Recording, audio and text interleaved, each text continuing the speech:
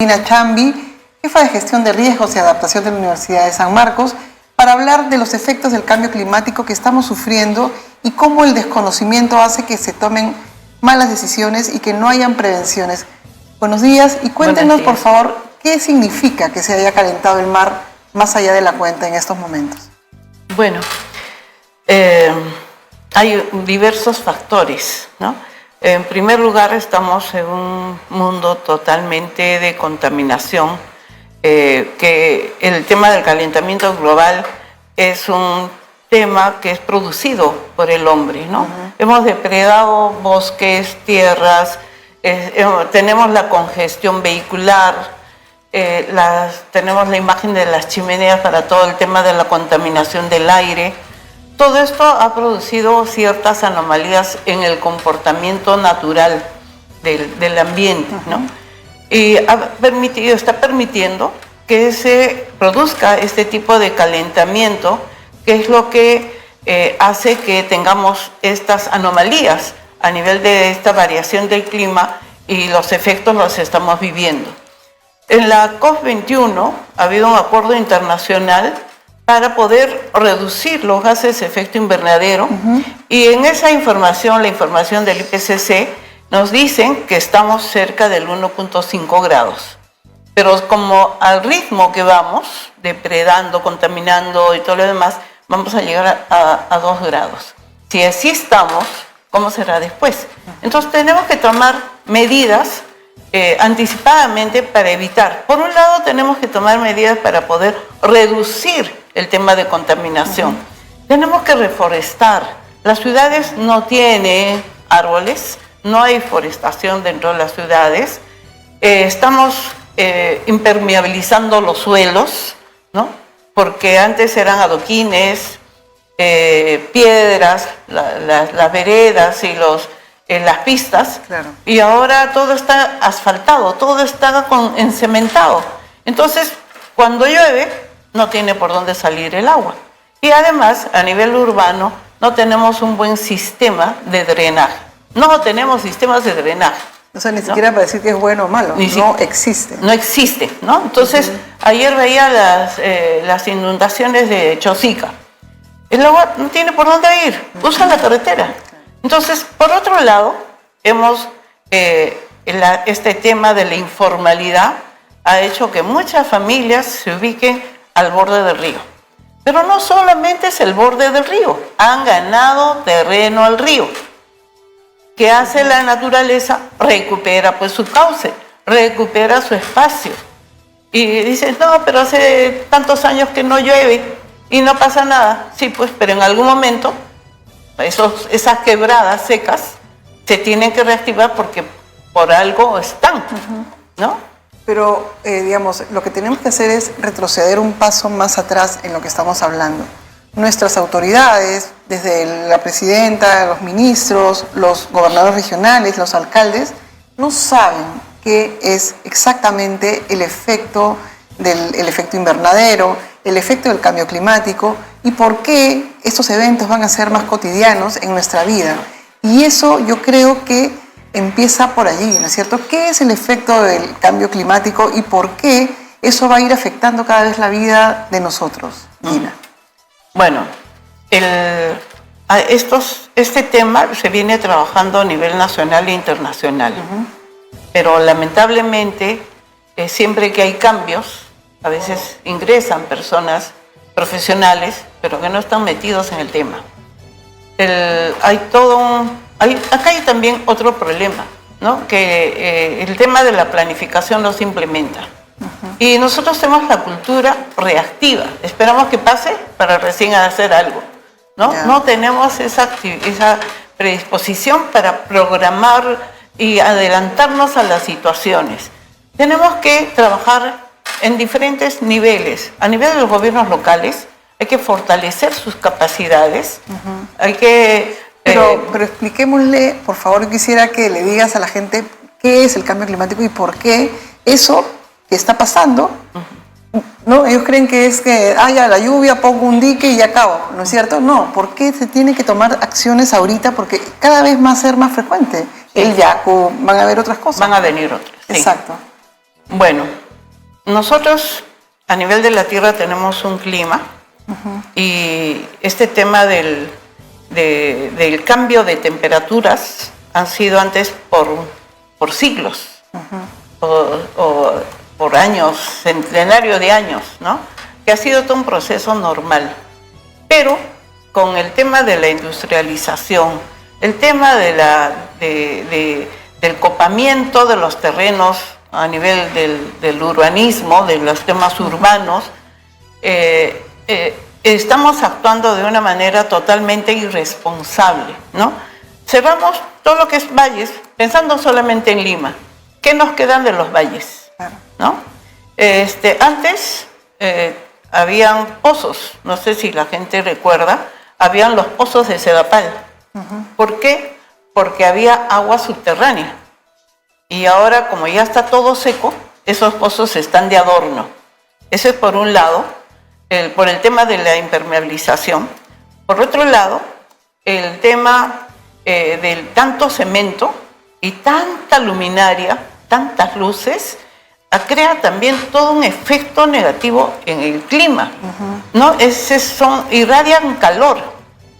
Y por otro lado, todo el tema de la arborización, de los bosques, de las zonas agrícolas. Entonces, antes había una cierta armonía de la naturaleza, pero con esta invasión del cemento, esa armonía se ha roto. Y entonces, lo que está produciéndose es que este cambio está produciendo que el ambiente reaccione, ¿no? Entonces, vienen pues a nivel del mar, la temperatura también ha subido, ¿no? El mar ahora está contaminado. Estamos consumiendo peces de aguas contaminadas. Entonces, todo esto va afectando a que el clima varíe. Ahora, como no tenemos esta cultura de prevención, por ejemplo, pongo el ejemplo del niño. El niño es permanente, viene casi cada 4 años. El niño débil, el niño fuerte, pero viene cada 4 años más o menos, su periodo, ¿no? ¿Qué hacemos? Piura se inunda cada vez, y todas las ciudades costeras del norte, ¿no? ¿Qué estamos haciendo? ¿No? A nivel de planificación se está incorporando el tema de la gestión de riesgo en los planes urbanos. Se han trabajado planes en las diferentes ciudades y se está considerando unos más que otros el tema de la gestión del riesgo. Se supone que ahí hay propuestas para poder mitigar o reducir los efectos cuando se incremente el río. Pero ¿qué pasa? Estos planes no conversan con las decisiones de las autoridades de turno, ¿no? El plan va por un lado y las decisiones de los alcaldes van por otro. Cuando uno ve el presupuesto de estas ciudades, vemos, se supone que el Ministerio de Economía ha definido, hay un rubro que se llama el PER 68. Ahí nosotros podemos presentar los proyectos para poder ejecutar obras para la reducción, vinculadas a la reducción del riesgo. Muchos alcaldes ponen fortalecimiento de capacidades, formación de brigadistas, pero ¿dónde está la parte técnica? No hay presupuesto. No, el presupuesto, ¿a dónde se va? ¿Para qué? Para poder desarrollar obras de infraestructura para evitar futuros riesgos. No está. Los diques, muros de contención, pero todo eso se tiene también que hacer con una asesoría técnica. Porque si tienes un río y dices voy a cuidar esta ladera, viene el río, choca, invade el agua a otro sitio que nunca había entrado el agua. Entonces, tienen que hacerse los estudios Pero además técnicos. ahí hay un factor más, el factor de la corrupción. O sea, si por ejemplo yo soy una jefa que trafica terrenos, digamos, hipotéticamente porque no lo soy, digamos, pero le digo a ustedes, les armo una urbanización en el plena quebrada y me hago un dinero en el cual durante la seca no pasa nada, pero cuando pasan estos eventos, todas esas casas se van. Y ese es un efecto que no hemos calculado. Acá también hay un problema de... yo he tenido ciertas discusiones con algunas gentes de COFOPRI. ¿no? ¿Ya? Me decía, pero sí, hay que titularlos. Bueno, están en alto riesgo, titúlalos, y el día que muera alguien voy a poner tu foto. Es que no puede ser. No se puede actuar así con una manera de irresponsabilidad, ¿no? Al final no titularon a un sector que estaba en altísimo riesgo. Pero ya hubo un cambio de gestión y las personas que ya se había definido para hacer una reubicación, con el cambio de gestión, pobrecitos, ¿cómo los vas a sacar? Es que tenemos un mal concepto también de lo que es reubicación. No es sacar y votar, Claro, es sacar el grupo y ponerlos en otro lado, dejarlos en otro sitio, ubicarlos en otro sitio donde tengan colegios, donde tengan los servicios necesarios, ¿no? Sus lugares de trabajo, porque mucha gente dice, pero vengo a trabajar por acá. Está bien, podrás, pero tienes todo el equipamiento. Ha habido varias experiencias de reubicación y después la gente ha vuelto, ¿no? ¿Tienes ejemplos de eso? Porque me parece importante recordar que hay buenos ejemplos y que se pueden replicar en estos días, sobre todo que vemos que, por ejemplo, en Puente Piedra y Comas, el río Chillón se está por desbordar. Sí.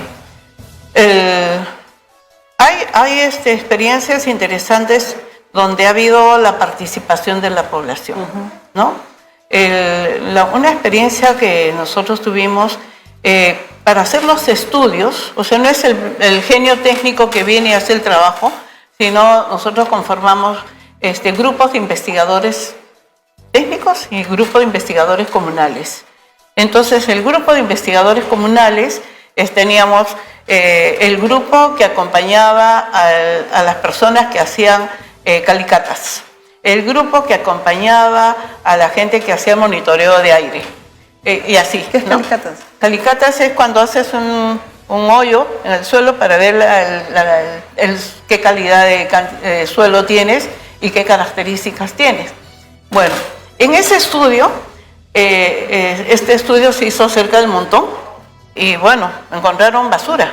Entonces las señoras vinieron y me dijeron, pero estaba caliente y salía humo. Y me dijeron, con razón, la gente de acá se enferma de los pulmones. O sea, ellas mismas sacaron sus conclusiones.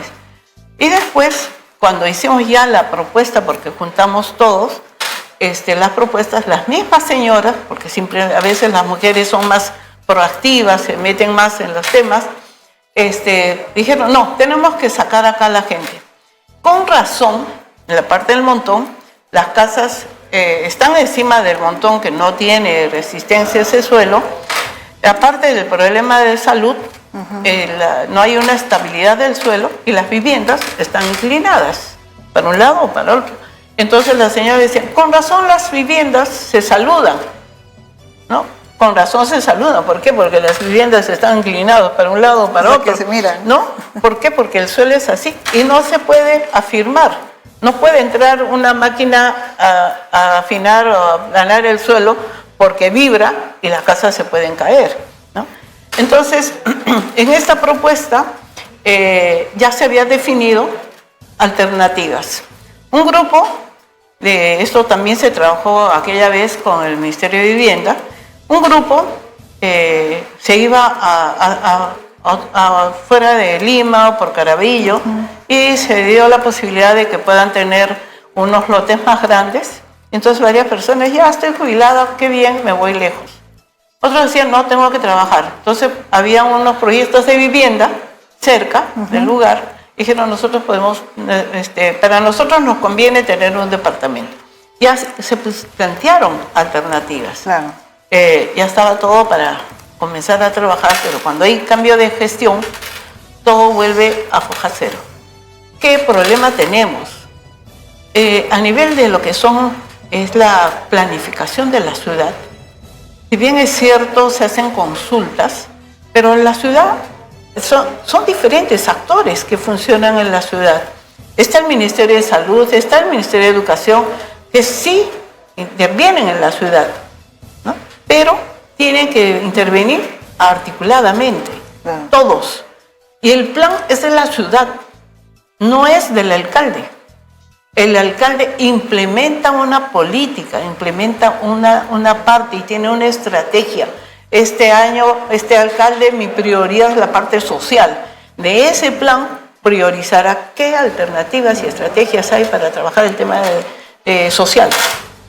Pero no, termina una gestión, el alcalde anterior se lleva su plan y viene y se empieza otro. No hay una continuidad. Yo conocí un poco la experiencia de Colombia, aunque me dicen que ya no funciona bien, pero me pareció a mí sumamente interesante. Acá la importancia del rol de la universidad. La universidad maneja datos, las universidades apoyan en todo el proceso y este plan de la ciudad, se hacen cortes donde se informa cómo va yendo la ciudad en su proceso de desarrollo. Pero no está solo el alcalde del momento, sino están los alcaldes anteriores.